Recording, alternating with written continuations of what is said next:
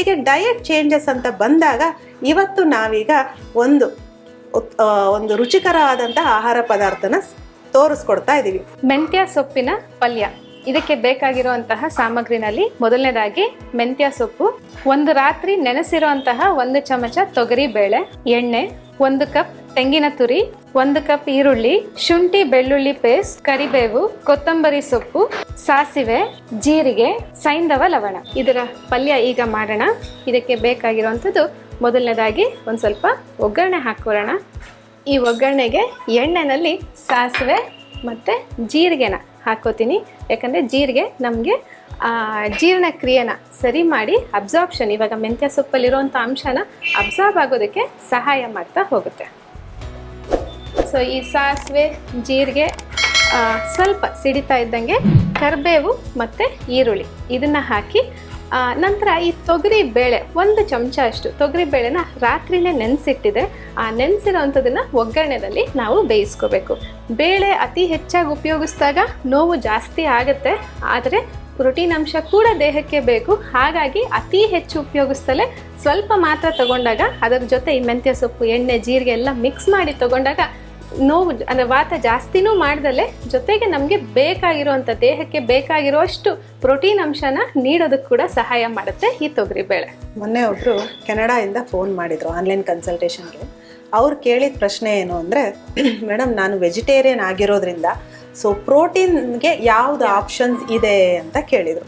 So ಈ protein ಅಂತ ಅಂದ ತಕ್ಷಣ, ಈಗ ವೆಜಿಟೇರಿಯನ್ ಆದ ತಕ್ಷಣ ನೀವು ಹೆದರ್ಕೊಳ್ಳೋ ಅವಶ್ಯಕತೆ ಇಲ್ಲ. ನಾನು ಚಿಕನ್ ತಿನ್ನಲ್ಲ ಅಥವಾ ಎಗ್ ತಿನ್ನಲ್ಲ ಅಥವಾ ನಾನು ವೀಗನ್ ಅಂತ ಹೇಳಿ ಚೀಸು ತಿನ್ನಲ್ಲ, ಹಾಲು ಕುಡಿಯೋದಿಲ್ಲ, ಸೊ ನನಗೆ ಪ್ರೋಟೀನ್ ಅಂಶ ಇಲ್ಲ, ಏನು ಮಾಡಲಿ ಅಂತ ಎಷ್ಟೋ ಜನ ವೆಜಿಟೇರಿಯನ್ ತುಂಬ ಹೆದರ್ಕೊಳ್ತಾರೆ. ಸೊ ನಾವು ನಮ್ಮ ಆಹಾರ ಪದ್ಧತಿನಲ್ಲಿ ಯೂಸ್ ಮಾಡುವಂಥ ತೂರ್ ದಾಲ್ ಇರ್ಬೋದು, ಮೂಂಗ್ ದಾಲ್ ಇರ್ಬೋದು, ಇವನ್ ಉರದ್ ದಾಲ್ ಇರ್ಬೋದು ಅಥವಾ ಕಾಳುಗಳಿರ್ಬೋದು, ಈ ಎಲ್ಲ ಕಾಳುಗಳಲ್ಲೂ ಯಥೇಚ್ಛವಾದಂಥ ಪ್ರೋಟೀನ್ ಅಂಶ ಇರುತ್ತೆ. ಹಾಗಾಗಿ ನೀವು ಪ್ಯೂರ್ ವೆಜಿಟೇರಿಯನ್ ಆದರೂ ಸಮೇತ ಯಾವುದೇ ಪ್ರೋಟೀನ್ ಅಂಶ ನಿಮಗೆ ಕೊರತೆ ಆಗೋದಿಲ್ಲ. ಈಗ ಡಾಕ್ಟರ್ ಅರ್ಚನಾ ಅವ್ರು ಹೇಳಿದಾಗೆ 1 ಚಮಚದಷ್ಟೇ ನೆನೆಸಿಟ್ಕೊಂಡಿರೋದು, ಅಷ್ಟು ನೆನೆಸಿಟ್ಕೊಂಡ್ರೂ ಸಾಕು, ನಿಮಗೆ ದಿನಕ್ಕೆ ಬೇಕಾಗಿರುವಷ್ಟು ಪ್ರೋಟೀನ್ ಅಂಶ ನಿಮ್ಮ ದೇಹಕ್ಕೆ ಇದರಲ್ಲಿ ಸಿಗ್ತಾ ಹೋಗುತ್ತೆ. ಸೊ ಈ ಸಾಸಿವೆ ಸಿಡಿತಾ ಇರುವಾಗ ಕರಿಬೇವು ಸ್ವಲ್ಪ, ಜೊತೆಗೆ ಈರುಳ್ಳಿ 1 ಕಪ್ ಅಷ್ಟು. ಸೊ ಈರುಳ್ಳಿ ಬೇಯ್ತಾ ಇದ್ದ ಹಾಗೇನೆ ನೆನೆಸಿರೋ ತೊಗರಿ ಬೇಳೆನ ಹಾಕೋಣ.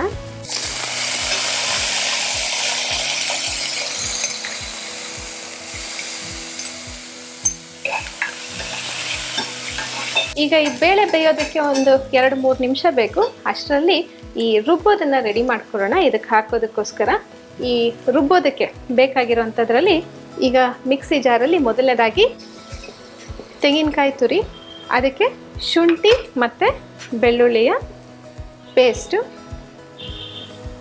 ಉಪ್ಪು ಮತ್ತು ಕೊತ್ತಂಬರಿ ಸೊಪ್ಪು, ಕರಿಬೇವನ್ನು ಈಗಾಗಲೇ ಇಲ್ಲಿ ಒಗ್ಗರಣೆಗೆ ಹಾಕಿದ್ದೀವಿ. ಒಂದು 4-5 ಎಲೆ ಅಷ್ಟು ಕರಿಬೇವನ್ನು ಕೂಡ ಇದಕ್ಕೂ ಸೇರಿಸ್ಕೊಳ್ಳೋಣ. ಈಗ ಇಲ್ಲಿ ತೊಗರಿ ಬೇಳೆ ಬೆಂದಿದೆ, ಇದಕ್ಕೆ ಮೆಂತ್ಯ ಸೊಪ್ಪನ್ನು ಸೇರಿಸ್ತೀನಿ. ನೋಡೋದಕ್ಕೆ ಇಷ್ಟೊಂದು ಮೆಂತ್ಯ ಸೊಪ್ಪು ಅನಿಸಿದ್ರು ಕೂಡ ಬೇಯ್ತಾ ಇದ್ದಂಗೆ ಸ್ವಲ್ಪನೇ ಆಗುತ್ತೆ ಇದು.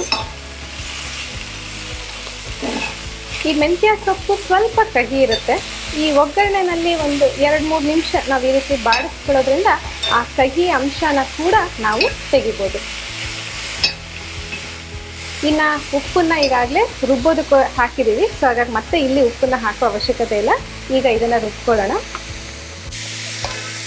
ಸ್ವಲ್ಪ ನೀರನ್ನು ಸೇರಿಸಿ ರುಬ್ಬೋಣ.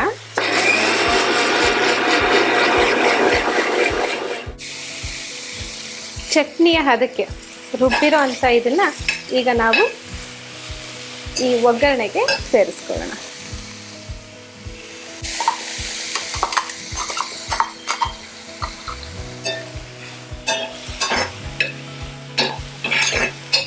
ಬಹಳಷ್ಟು ಮಂದಿ ಕ್ಲಿನಿಕ್ಗೆ ಬಂದಾಗ ಕೇಳುವಂತಹ ಒಂದು ಕಾಮನ್ ಪ್ರಶ್ನೆ ಏನು ಅಂತಂದರೆ, ಕ್ಯಾಲ್ಶಿಯಂ ಸಪ್ಲಿಮೆಂಟಿಗೆ ನಾನು ಏನು ತಗೊಳ್ಬೋದು ಅಂತ.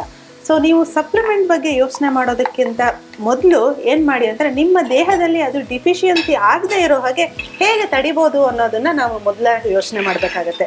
ಈಗಾಗಲೇ ತೋರಿಸ್ಕೊಂಡ ಬೆಳ್ಳುಳ್ಳಿ ಹಾಲಿರ್ಬೋದು ಅಥವಾ ಈ ಮೆಂತ್ಯ ಪಲ್ಯ ಇರ್ಬೋದು, ಹಾಗೆ ಇನ್ನೂ ಕೆಲವೊಂದು ರೆಸಿಪಿಗಳನ್ನು ನಾವು ಈ ಆಯುರ್ವೇದ ಅಡುಗೆನಲ್ಲಿ ತೋರಿಸ್ಕೊಡ್ತೇವೆ.